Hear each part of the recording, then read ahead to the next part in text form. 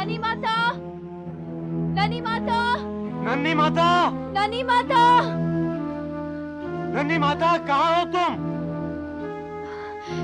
स्वामी, छोटी माता तो यहाँ कहीं दिखाई नहीं दे रही। आइए हम उन्हें तिरकुट पर्वत की ओर ढूंढते हैं, वो वहाँ हमें अवश्य मिल जाएंगी। हाँ हाँ, हाँ। ननी माता, भैरवनाथ जी आइए। भगनी, अब तू यहाँ से बचकर कहाँ जाएगी?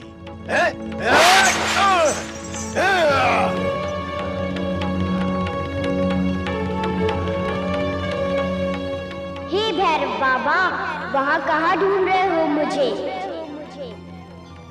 ऊपर देखिए, मैं यहाँ हूँ।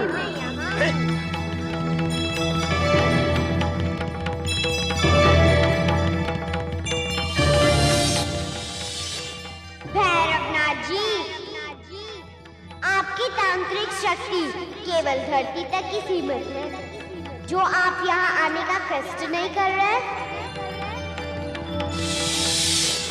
भैरवनाथ जी, वहाँ क्यों खड़े हैं? आइए, पकड़िए मुझे।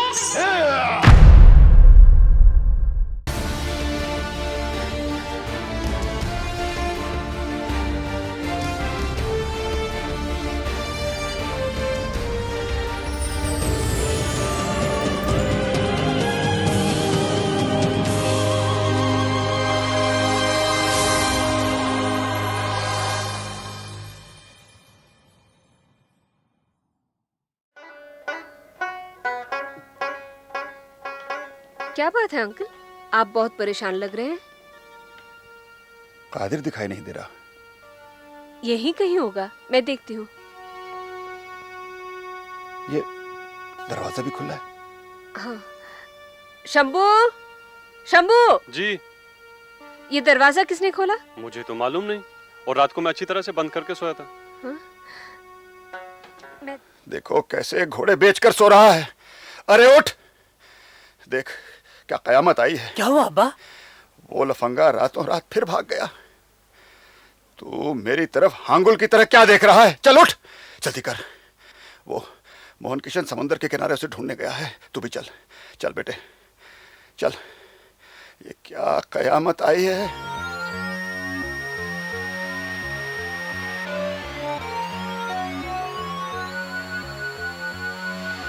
मिला? यार कहीं नहीं मिला, सारा बीच छान मारा। उधर देखें। कहाँ? यार मैंने उधर भी देखा, उधर नहीं है। ऐसा करते हैं, हाँ गाड़ी लेकर सड़क की तरफ जाते हैं। ठीक है, चलो।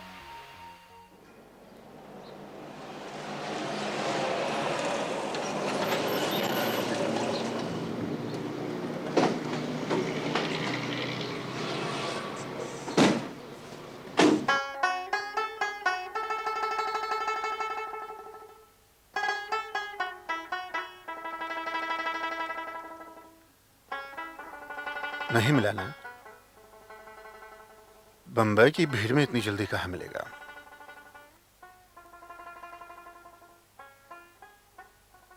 दूर दूर तक सारा इलाका छान मारा, कहीं नहीं मिला।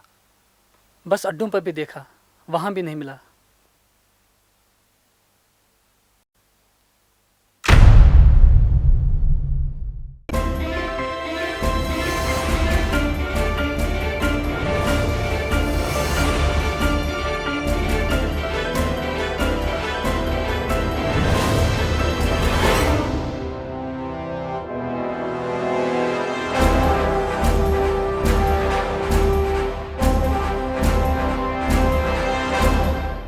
हमारी तपस्या सफल हुई, हमारा मनोरथ सिद्ध हुआ, हमारी आकांक्षाएं पूर्ण हुई।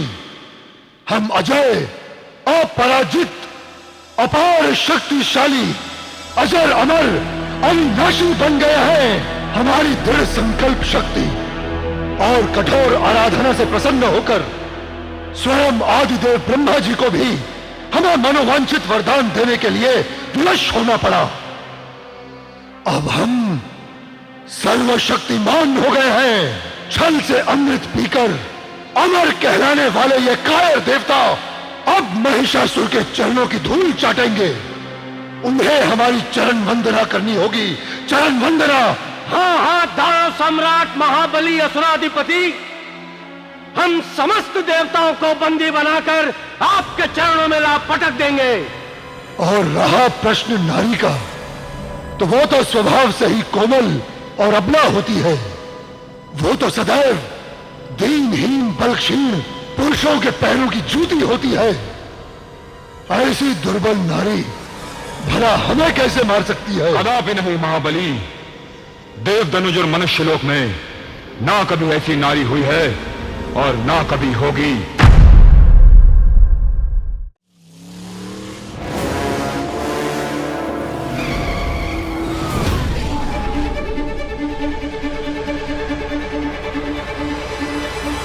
ये आज के तालीम का असर है। हाँ, बेटी बाप को नहीं पहचान रही। कुछ रोज पहले तक ये आप ही के पास रही है। आप ही ने इसके साथ कुछ ऐसा सुलूक किया होगा। देखो, मैं न ज्यादा बातें करने आया हूँ न सुनने आया हूँ। हाँ, आप ऐसी लड़की को हॉस्टल में कैसे रख सकते हैं जिसे उसका बाप घर में अपने साथ रखना चाहता हो? और मैं न जाऊं तो मैं इन पर मुकदमा करूंगा। आपको कोई जरूरत नहीं इन पर मुकदमा करने की। मैं आज ही हॉस्टल छोड़कर चली जाऊंगी। बस अब आप जा सकते हैं। नमस्ते गुप्ता जी। कौन है आप? जी, आपने पहचाना नहीं मुझे? पिछली बार आपसे मिलके गया था। हाँ, 2 दिन के बाद मिलने की बात हुई थी ना? जी, लेकिन बात तो मैं पक्की करके गया था। हाँ, लेकिन 2 महीने के बाद दोबारा बात पक्की करनी पड़ेगी। देखिए गुप्ता जी, हाँ। उस समय बात 7 और 10 के बीच कहीं पहुंची थी। हमें 10 कबूल है। लाई 10 ले लीजिए और फाइल। होश की दवा लीजिए। बच्चों का खेल समझ रखा है क्या? 10 लीजिए, फाइल लीजिए। अच्छा ठीक है, आप बाहर बैठिए, मैं अभी आता हूँ।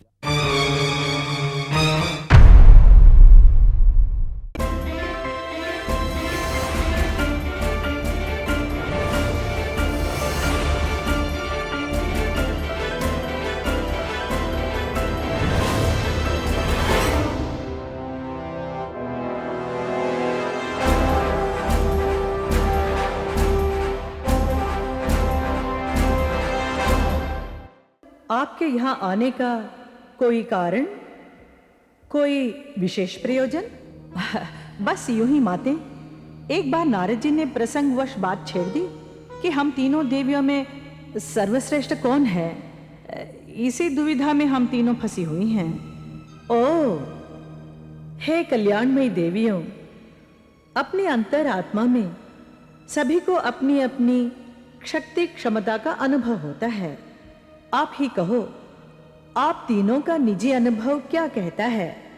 आप तीनों में श्रेष्ठ कौन है?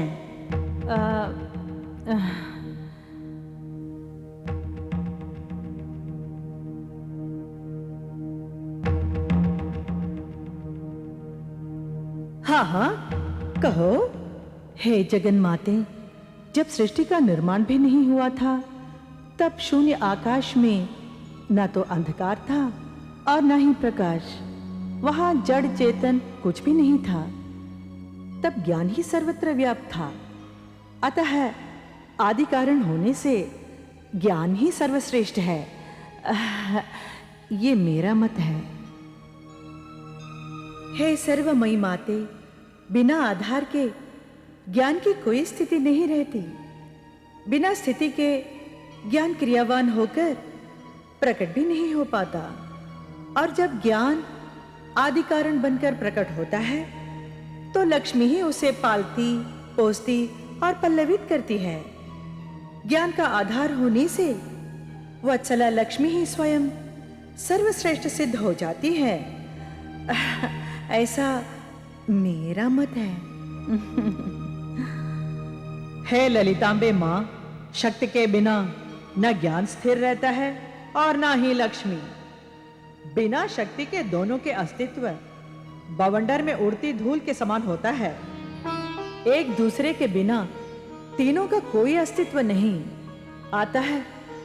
तीनों का महत्व समान है, तीनों की महिमा समान है। हे माते, परंतु वो क्या कारण है जो ये समान समता के भाव भी अकारण आवेग में आकर प्रतिद्वंदिता और स्पर्धा कराते हैं। ऐसा क्यों है माते? हे देवी, ये प्रतिद्वंदिता, होड़, स्पर्धा अस्तित्व के भाव हैं और इसी भाव ने सृष्टि के आरंभ में अहंकार के रूप में जन्म लिया था। हे कल्याणियों, सृष्टि में सब कुछ समाप्त हो जाता है, परंतु यह अहंकार ही समाप्त नहीं होता।